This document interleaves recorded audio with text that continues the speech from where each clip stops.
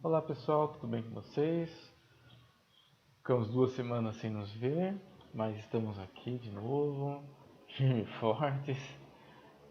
Pessoal, vamos fazer mais uma revisão, só que agora estou tentando colocar algumas coisinhas novas aí, algumas curiosidades para a gente ver, também não ficar muito maçante, né, as nossas aulas. Pessoal, vou fazer hoje então uma revisão sobre a aula de comunicação que nós tivemos lá no começo de fevereiro, foi a nossa segunda aula. E vamos lá, primeiro de tudo, o que é comunicação de dados? Então, é uma área da ciência da computação que trata da comunicação entre dois computadores. Tá? Pode ser simples ou pode ser bastante complexo. Então, se você tem dois computadores se comunicando entre si, entre eles mesmos, então a gente tem uma comunicação tecnicamente simples entre eles, né? Não precisa de uma estrutura muito complexa. E se você está usando um aparelho telefônico para falar com uma pessoa, né, que está longe de você, é uma comunicação de dados também? Também é. Por quê? Você está falando, mas em algum momento essa sua voz, né, o seu som, ele é transformado em sinal digital, ou seja, zeros e uns, deve ter visto isso com o professor Wesley, né? Tudo que é digital é um monte de sinal 0 e 1. É comigo também um pouquinho. E a outra pessoa que recebe essa informação, um computadorzinho lá tem que transformar esses sinais 0 e 1 em sinal de voz para a pessoa entender lá do outro lado o que você está falando, né? Pode ser telefone até, a gravação de voz do WhatsApp, enfim. E é uma comunicação de dados, tá? Quando não é uma comunicação de dados? Você está conversando pessoalmente, por exemplo, não é uma comunicação de dados, né? Aí é uma comunicação, sim, comum, tá? Aí eu aproveitei essa, esse conteúdo, tá, gente? Para fazer uma pequena comparação aqui com vocês. Eu já tinha comentado isso rapidamente em aula, mas eu achei que foi pertinente trazer isso de volta. Eu falei em ciência da computação, né, no slide anterior, na tela anterior, e eu acho que fica interessante a gente só entender um pouquinho melhor a diferença entre esses três. Ó, ciência da computação, engenharia da computação, tecnologia da informação. Então, gente, ciência da computação é uma área da ciência que estuda o funcionamento da máquina, do computador, mas principalmente da parte lógica, tá? A parte lógica. A parte de hardware, sim, importa para eles? Sim, importa. Mas não, não é tão importante quanto entender a parte lógica de construção de software, melhoria do software, redução de tempo de processamento, essas coisas, tá? E assim, não é uma área muito prática. Pessoas que eu conheci que fizeram o curso, a faculdade de ciência da computação, uma das coisas que eles reclamam muito, todo mundo é unânime em reclamar, é que tem pouca prática, pouca aprendizado de aplicação, tá? Por exemplo, construir uma página de internet, eles não aprendem. Quem faz ciência da computação não aprende, tá? Mas vai aprender a otimizar processos para reduzir tempo, enfim, coisas do tipo. A engenharia da computação já estuda os, como construir um computador, construir uma máquina, né? Mas fala construir mesmo, assim, componente por componente. Então, o engenheiro da computação tem que saber construir o computador, teoricamente, né? Não é toda faculdade que você vai ter um ensino bom desse. E tem que também saber fazer o programa para o equipamento funcionar. Tá? Então, isso é o que faz quem é engenheiro da computação. E quem faz um curso de tecnologia da informação, que é o meu caso, tá? Eu fiz o curso de tecnologia em banco de dados. E a gente aprende mais usa muito da ciência da computação, mas mais para aplicar, tá? Principalmente na área comercial. Então você tem que saber às vezes mais da aplicação do que da parte de lógica em si. Tá? Claro que se você não souber a parte de lógica, também você não sabe aplicar nada. Então tem que saber dos dois. E eu posso dar meu exemplo. Quando eu fui trabalhar como analista de sistemas, eu fazia programação do software de departamento pessoal. Também, né? Tem um outro, mas o principal era esse. Então eu tinha que saber mais sobre leis trabalhistas, regras de sindicato e coisas do tipo, do que programação do desenvolvimento de software e banco de dados. Claro que eu tinha que saber também os dois, senão punha um cara do DP mesmo, departamento pessoal, para fazer o serviço, né? Mas eu tinha que saber, no fim eu estudava mais a parte de administração do que a parte de computação em si. Bom, espero que tenha ficado claro essa parte aqui, né? A diferenciação entre os três, né? E na tecnologia da informação, diferente da ciência da computação, você está pouco importando com o tempo de processamento, tá? O importante é fazer o negócio funcionar. E se fica lento, você fala para a pessoa comprar um computador melhor. É mais ou menos assim que funciona, tá? Parece engraçado, mas é isso mesmo. Mas continuando. Voltando aqui então ao tema da aula, que é comunicação. A gente tem, na comunicação de dados, a gente tem 5 elementos. Tá? Primeiro é a mensagem. Tá? Quem que é a mensagem? A mensagem, gente, tem duas interpretações, né? Pode ser uma foto, um objeto, né? Como um sinal de voz, um vídeo, alguma coisa assim. Ou pode ser o pacotinho de dados. Lembra que a gente estudou das redes da internet? O pacote de dados também pode ser considerado a mensagem em si, tá bom? Quem é o transmissor? É o aparelho eletrônico que emite a mensagem para transmitir. O receptor é o aparelho eletrônico que recebe a mensagem. O meio é meio físico mesmo, tá? É por onde a mensagem caminha. Então pode ser fibra ótica, sinal de rádio, cabo de par trançado, enfim, assim vai, tá? E o protocolo é, não menos importante, tá? Ele é a linguagem que é usada para tanto o transmissor como o receptor saberem interpretar a mensagem, tá bom? Por exemplo, eu estou conversando aqui com vocês em português.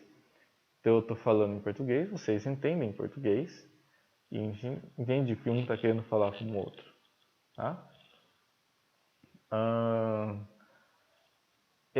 Esse então é o protocolo nosso que a gente está usando, né? Uma rede de computadores vai usar outros protocolos lá, né? TCP/IP, existem outros, tá? Que por aí a Apple tem um protocolo deles, a HP tem um outro.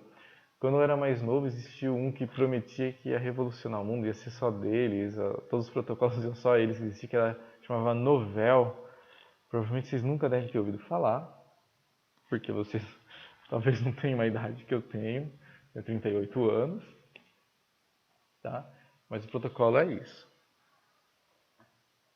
Aqui uma ilustração, então, né, a gente tem o mesmo protocolo, tem que ser tanto o transmissor como o receptor tem que conhecer, tá? E a mensagem então é passada de um para o outro por um meio, seja ele qual for. Legal? Continuando, isso aqui também não tinha na aula original, vai por isso agora. A gente aprendeu então as 7 camadas do modelo OSI, né? Física. Aqui está link de dados, na verdade seria o enlace, tá? Rede, transporte, sessão, apresentação e aplicação. Modelo de referência OSI, né? Não significa que se você montar um protocolo de redes novo, você vai ter que usar exatamente as 7 camadinhas direitinho. Por exemplo, o TCP/IP usa só 4 camadas, tá? Ele aglutina enlace física como interface de rede. A de redes, no OSI, ele chama de internet aqui no TCP. O transporte, que mantém igual. Aplicação, apresentação e sessão, todos entram com uma única camada no TCP/IP, chama aplicação. Bem? Sabendo dessas 4 camadinhas aqui, 4 camadas do TCP/IP, fazendo uma comparação sobre os protocolos de rede. A camada de aplicação, essa daqui, a última, olha, ela usa esses protocolos de rede aqui, tá? www, que é muito comum, POP3, que é para e-mail, HTTP, que é para navegação na internet, IMAP também é e-mail, PING, DNS, FTP para transferir arquivo e assim vai, tá? A camada de transporte usa esses protocolos aqui, TCP, UDP, RDP. TCP e UDP são os mais famosos, né? A camada de internet usa, então, o IP. Daí que veio o nome, né? TCP/IP aqui. E a camada de interface com a rede usa protocolo Ethernet, enfim, entre outros aqui. Tá bom? Cada um vai usando alguma coisa diferente como protocolo. Mas assim, o conjunto desses protocolos aqui, eles são conhecidos genericamente como TCP/IP. É que em cada camada de aplicação da rede TCP/IP, você acaba usando, vamos assim dizer, se o protocolo é a língua, né? É como se fosse cada parte, é como se fosse um dialeto diferente, né?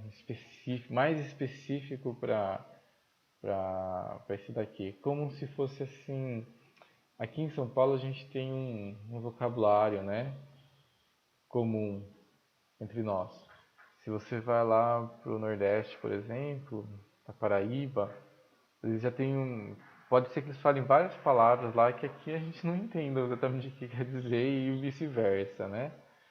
Então, nessas camadas mais de aplicação aí, tem alguns protocolozinhos, alguns sinais específicos que é daquela camada, tá? Tem os protocolos que é mais específico daquela camada. Mas todos eles se interrelacionam, então seria mais ou menos essa comparação, tá?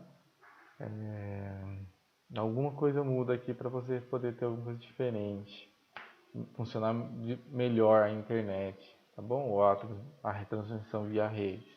Legal? Continuando, eficiência. Quanto à entrega, tá? Quando que um sistema ele é eficiente? É quando ele transmite as coisas necessárias, né? Pode até ter uma falha ou outra, mas no tempo correto, com a confiabilidade correta. Bom? Então, os dados, na entrega, os dados devem ser recebidos somente pelo usuário ou dispositivo de destino. Ou seja, se você está mandando uma mensagem para um computador, essa mensagem não pode ser desviada e chegar em outro computador, tá? Senão, você pode ter, por exemplo, a senha do banco roubada, né? Confiabilidade, os dados devem ser entregues e sem estarem corrompidos. Tá, aí você tem uma eficiência legal. Sempre precisa ser assim? Não, não. Por exemplo, você está no banco lá, sacando o dinheiro, né? Realmente, você precisa transmitir os seus dados ali, senha, tudo direitinho, do caixa eletrônico para a central. E ela emitir que você pode sacar o dinheiro, né? E quando você saca, tem que registrar que o dinheiro foi retirado da sua conta, né? Uma vez me contaram, né, que se por acaso tem alguma falha na máquina e o dinheiro não é retirado da conta, quem paga é a pessoa que é a empresa, né, ou melhor, o funcionário da empresa que cuida da alimentação do caixa eletrônico, tá? Tá? E esse funcionário não é funcionário do banco, é uma empresa contratada pelo banco, tá? Só de curiosidade aí.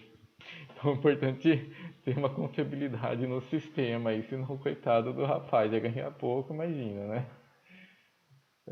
Sem ser corrompido, tá? Sempre precisa todo pacote de dados precisa chegar intacto? Não. Por exemplo, se você está numa transmissão de dados, né, numa reunião de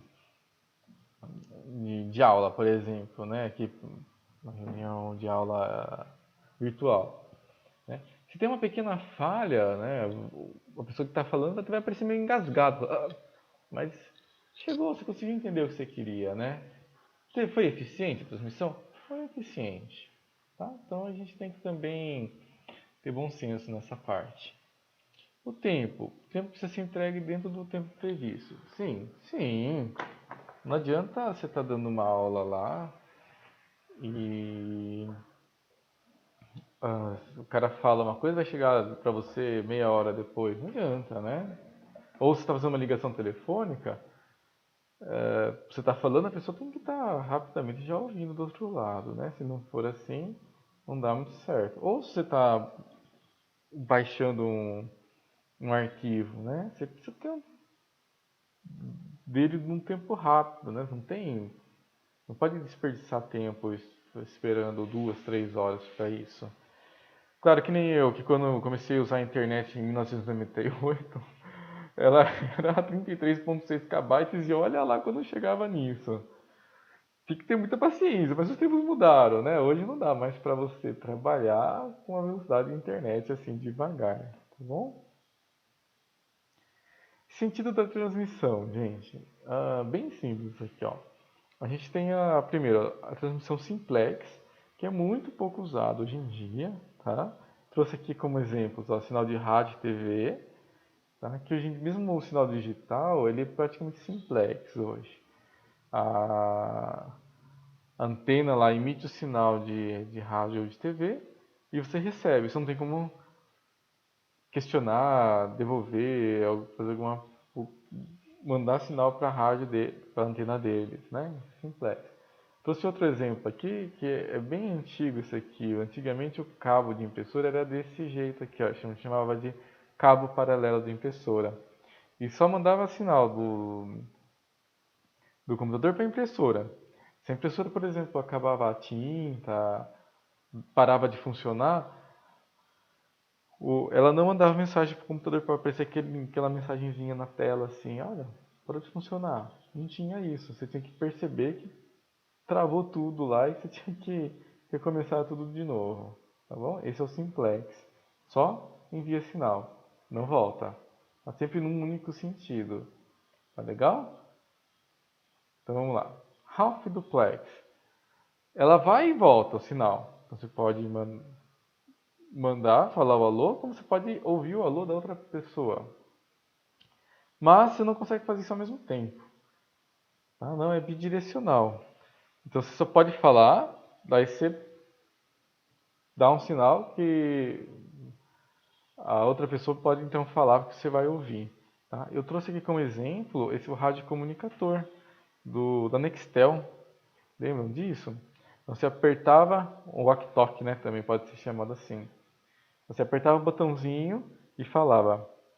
Aí você soltava o botãozinho, aí na hora que você soltava, a pessoa do outro lado ouvia um barulhinho assim. Aí ela podia apertar o botão lá e falar que você ouvia do outro lado. Tá? Então esse é o half duplex. Half é dizer metade, né? Metade do duplo, vamos assim dizer. Tá bom? E o full duplex, ou simplesmente duplex, é a comunicação mais comum que nós temos hoje em dia, né? Então, você está falando no telefone, né? A pessoa começa a falar, aí você não está gostando do que ela está falando, você já interrompe, né? Fala, oh, não é isso não, não sei o que, né?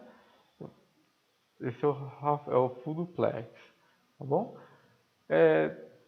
Ficou tão comum isso, é tão fácil de fazer que não tem mais rádio Nextel hoje em dia, né? Acabou, morreu, né?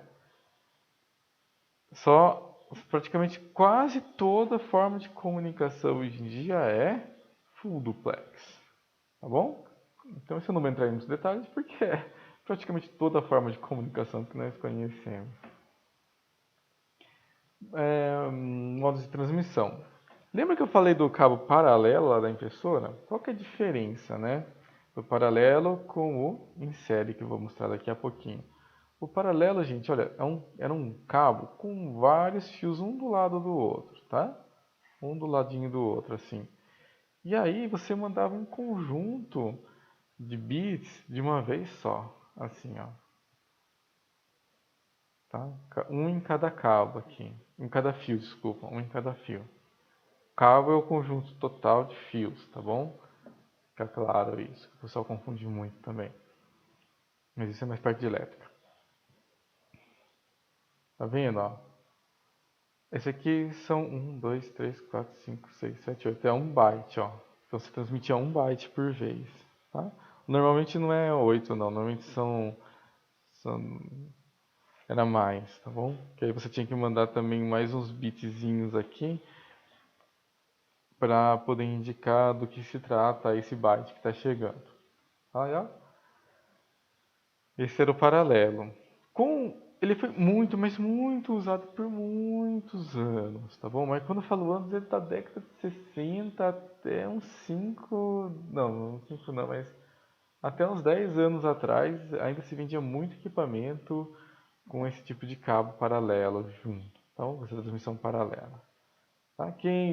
Se alguém aqui tem de 35 anos para mais, vai lembrar dos cartuchos, né, de videogame, aquela tudo transmissão paralela, tá? Na época não existia CD, não existia um monte de coisa, né? Era paralelo, lembra? Que era um monte de pininho que seguia, assim, que você encaixava ali no videogame. E com o passar do tempo, né, de uns 15 anos para cá, fui percebendo que, na verdade, os cabos, as transmissões em série, começaram a levar alguma vantagem, tá? Com os equipamentos que existem hoje em dia. Então, você não tem mais um monte de fios, né, transmitindo dados, bytes ao mesmo tempo. É um só, segue tudo em linha. Então, é um único cabo fazendo transmissão, né, de dados, passando corrente elétrica ou não passando corrente elétrica, passando ou não passando, passando ou não passando, tá? Um único, ó. Isso é transmissão em série. Tudo bem? Bom, quanto aos tipos de rede, tá? Eu já vou pular para cá, que é um desenho que fica mais fácil da gente entender. A gente tem o unicast, o broadcast e o multicast. Tá? Esses três conceitos, às vezes eles se confundem um pouquinho, tá? Não dá para dizer assim, ah, isso aqui é broadcast, isso aqui é multicast, isso aqui é unicast. Às vezes você tem algumas misturas ali. Tá? Mas basicamente é o seguinte, unicast, você tem um destinatário com um receptor, tá bom? Por exemplo, mandar um e-mail, mandar uma mensagem de WhatsApp, acessar uma página de internet, né? Ó, é um servidor, no caso de acessar uma página de internet, é um servidor mandando mensagem para você. Então, uma origem, um destino. Tá? Você mandando uma mensagem de WhatsApp, uma origem, você, um destino. Sua tia, por exemplo. O broadcast já é quando você, de um ponto, você manda para um monte de gente de uma vez só. E todo mundo que tem acesso a esse sinal está se recebendo ao mesmo tempo. Tá? Por exemplo, o sinal de TV.